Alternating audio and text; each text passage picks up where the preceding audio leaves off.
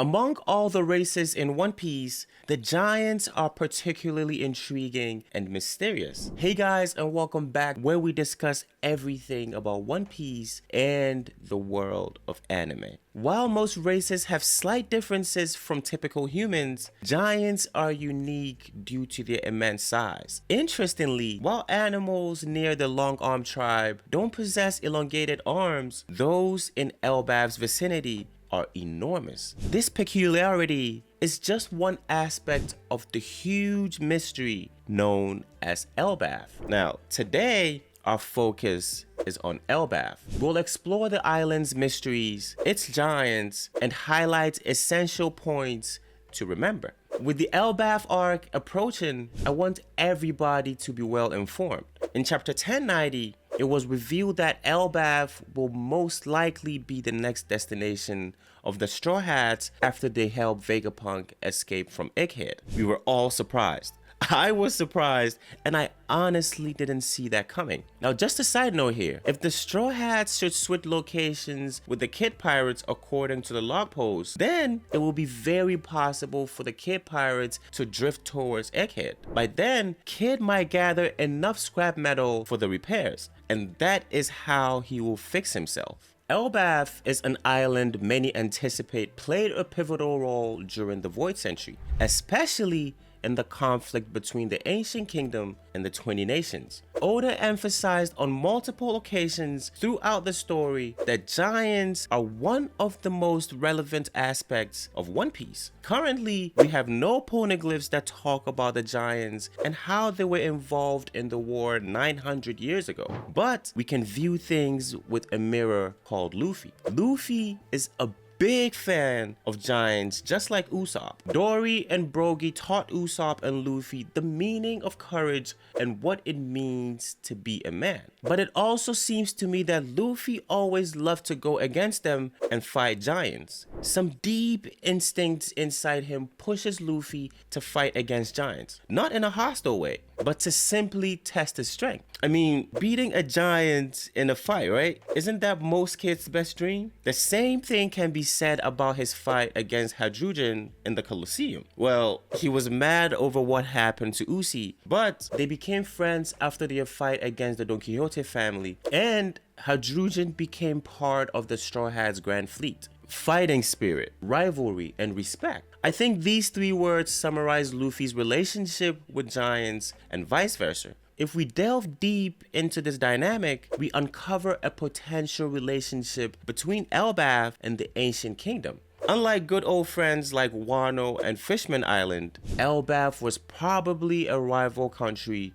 of the Ancient Kingdom. Before Emu's ascent and the formation of the alliance against the Ancient Kingdom, Elbaf might have been a military adversary to the Ancient Kingdom. However, their military engagements didn't alter their distinct ways of life. The Ancient Kingdom was technologically superior, while the giants embraced a simpler existence. It could simply be a choice by Oda since he wanted to model Elbaf after Norse mythology, but we'll get back to this later. It might be true that they went to war against each other, but there was no hatred in those wars, and both sides respected each other. The Ancient Kingdom held Elbaf in such high regards that they entrusted them with the name of D, as evidenced by Jaguar D. Saul. We were all surprised to see a giant having a D in his name, but it didn't take us too long to realize why he deserves this. Saul was a Marine Vice Admiral and a close friend of Kuzan.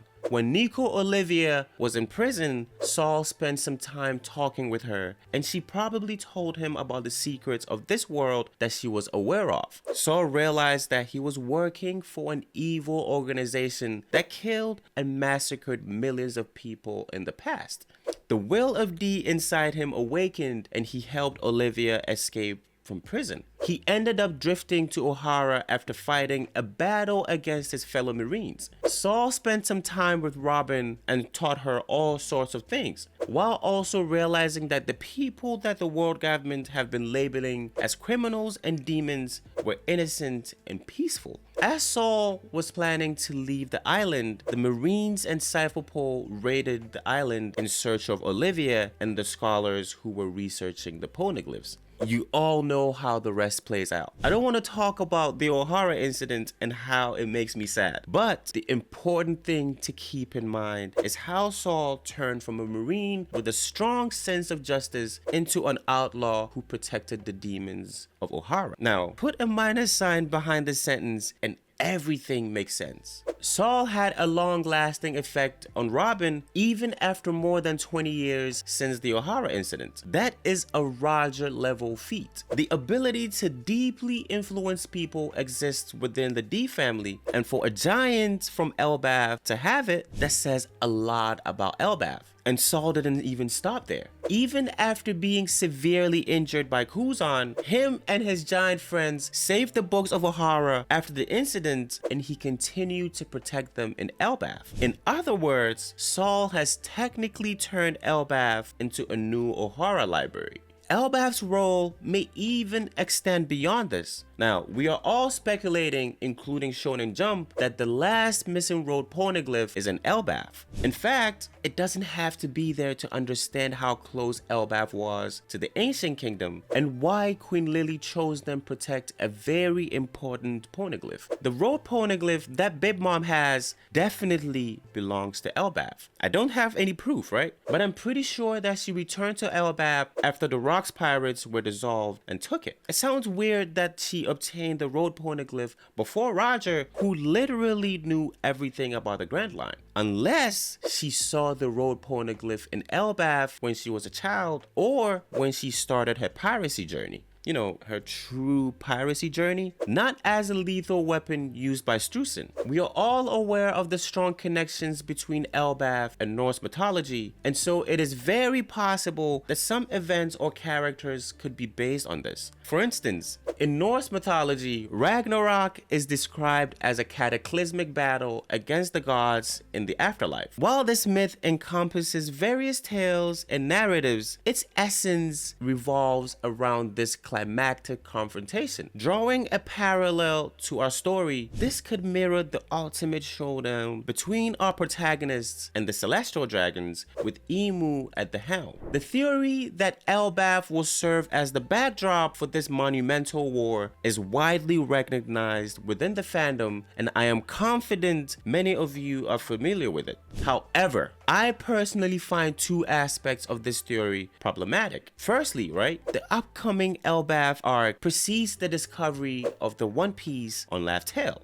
Oda wouldn't initiate a global conflict without first establishing a foundation for us, the readers naturally. This foundation encompasses the erased history, the identity of the former Joy Boy, and numerous other revelations. This presents a narrative challenge because unless our protagonists are at the very heart of this war, the progression of Oda's storytelling might be stymied. As of now, and even considering future arcs, I find it hard to envision Luffy embarking on a massive war against Emu without a compelling reason. While it is true that the world government stands as his adversary, and he has indeed declared war against them, Luffy isn't one to abandon his goals and aspiration midway to engage in conflict. The only exceptions might be if he had someone to rescue, like Ace, or if victory in this war directly paves the way to Laugh Tale. Now, I'll address the second concern shortly. Elbaf might also be the site where Treasure Tree Adam stands, as alluded by Oda in chapter 866. This theory has garnered support from numerous YouTubers and fans, including myself. It could be linked to Jotunheim, you know, the legendary abode of giants in Norse mythology. Furthermore,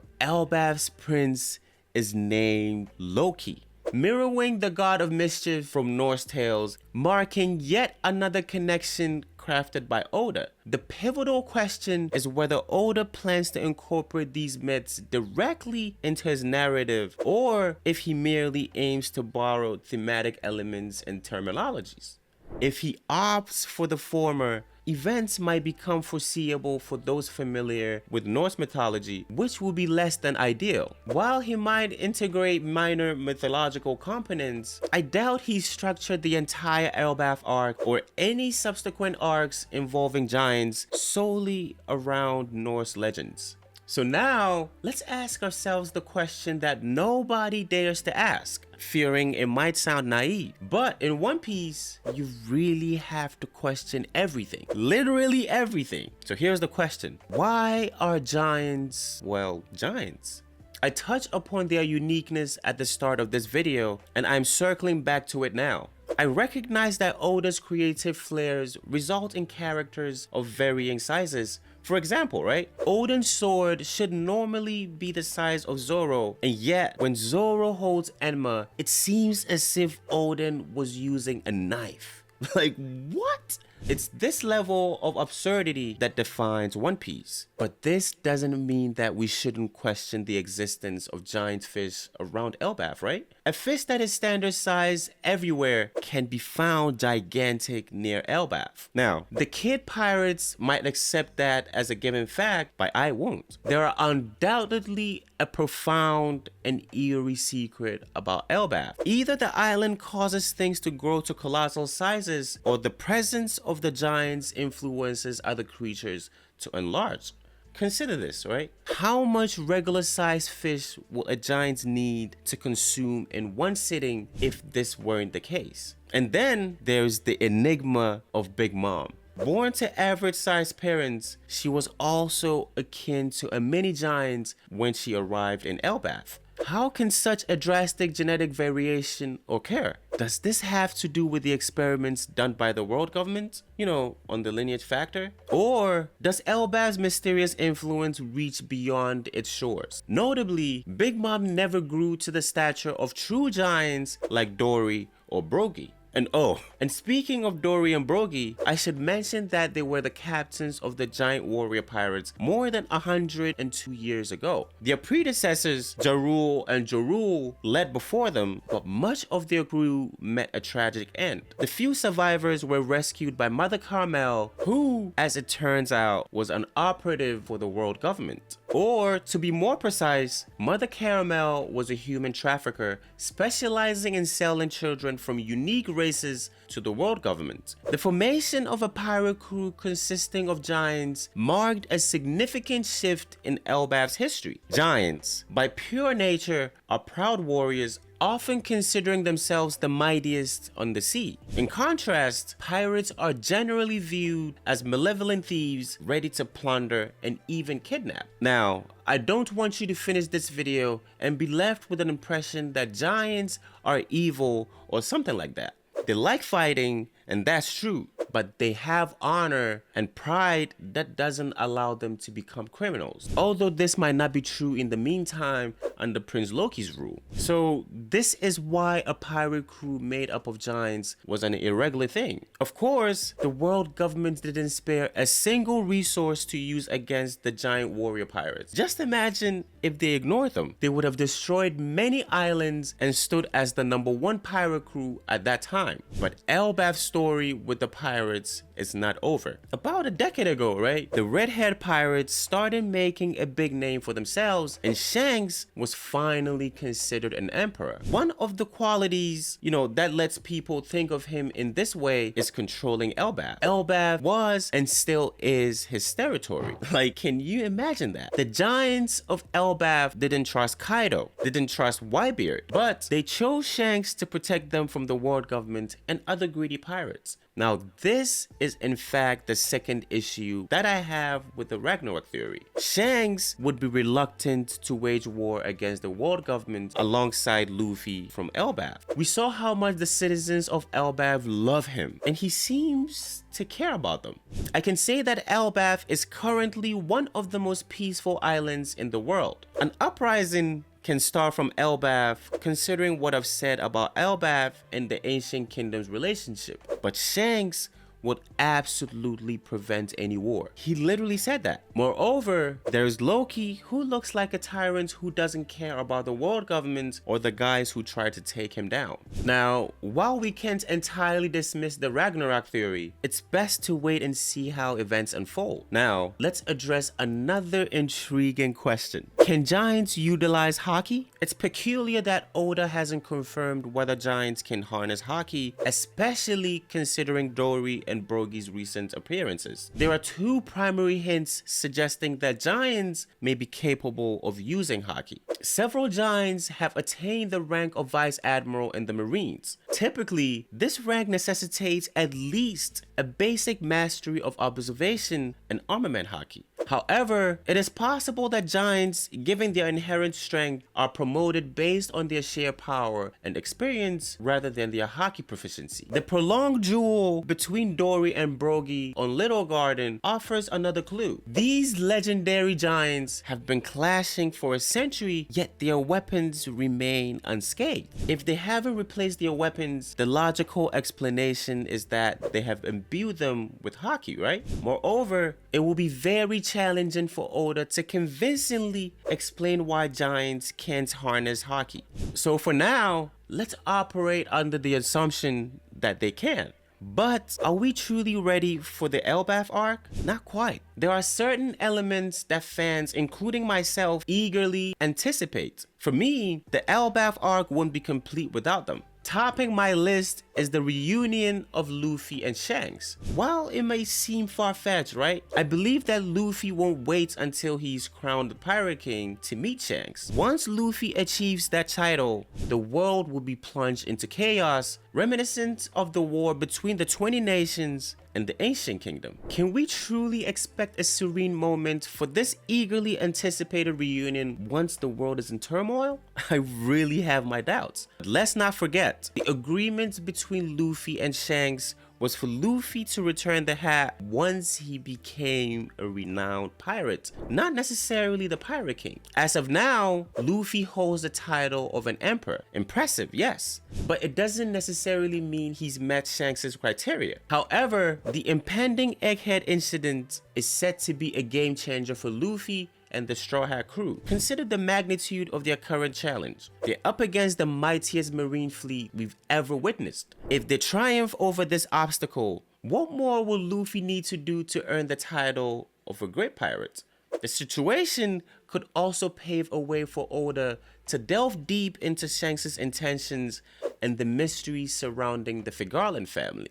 With Shanks in possession of some road poneglyphs, it's likely he will make a move against the Blackbeard pirates, especially as the Straw Hats grapple with the challenges at Egghead. The prospect of Luffy and Shanks' reunion is undeniably thrilling. Some might even label this as the pinnacle of Usopp's character arc, and I am inclined to agree. It's hard to find a One Piece enthusiast who isn't eager to see Usopp evolve into the valiant warrior of Elbaf. He's gleaned invaluable lessons from the giants, and many of them owe him a great debt. While I won't venture too deep into speculating about the specific events of the Elbaf arc or the trials the Straw Hats might face, one thing is certain.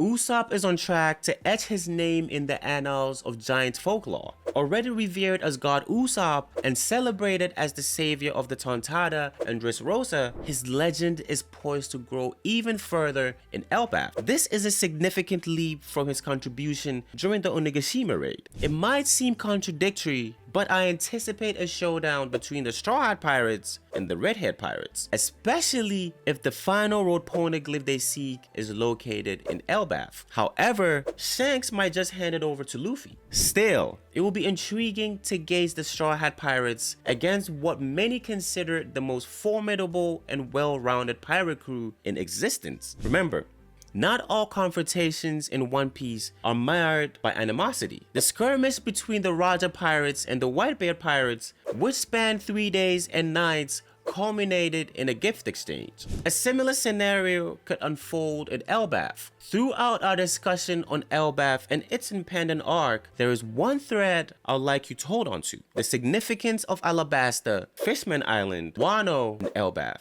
These 4 islands were the primary allies of the Ancient Kingdom. Each adventure on these islands has been a catalyst for monumental shifts in the narrative. Consequently, Elbaf might very well be the penultimate stop before the Straw Hats embark on their final voyage to Laugh Tale, setting the stage for the ultimate showdown. Now, before we wrap up, Don't forget to subscribe and drop a comment. So until next time, I'll see you there.